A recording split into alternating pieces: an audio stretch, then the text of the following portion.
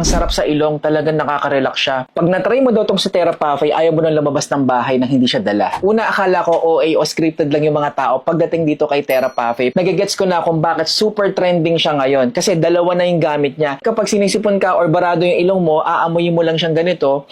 At lumuluwag talaga yung paghinga mo kasi meron siyang menthol scent na ang sarap sa ilong, talagang nakaka-relax siya. In fact, kahit wala kang sipon, basta stress ka or pagod, amoy mo lang siya, nakakabawa siya ng tension, very relaxing siya. Pero another reason kung bakit siya super trending is because kapag ito ay tinwist mo, lalabas itong pinaka-balm niya na pwede mong ipahid pag sumasakit yung ulo mo. In fact, pwede ka rin maglagay dito para maamoy mo siya kung barado pa rin yung ilong mo, pero pag nilagay mo siya dito, talagang nakaka-relax siya. And no wonder, gustong-gusto siya ng mga tao kasi tinan mo yung kanyang packaging, napaka-neat tignan at ganyan lang siya kaliit. Pero yung todong size ng balm niya is ganyan. So matagal-tagal mo tong gagamitin. I think what really makes this a good product bukod sa kanyang menthol scent at nakaka-relax, napaka-portable, ganyan lang kaliit. Hindi siya messy, wala nang tutulo, wala nang oil, hindi siya makalat gamitin. Napaka-simple lang niya. And I think this would actually go well for everyone. Kaya sa tingin ko kahit ano pang trip mo sa buhay, magagamit at magagamit mo to. Ngayon gets ko na kung bakit balo na balo yung mga tao dito kay Therapafay. So, kaya kung di mo pa natatry to, please feel free to click on the yellow basket. Stay safe and peace out.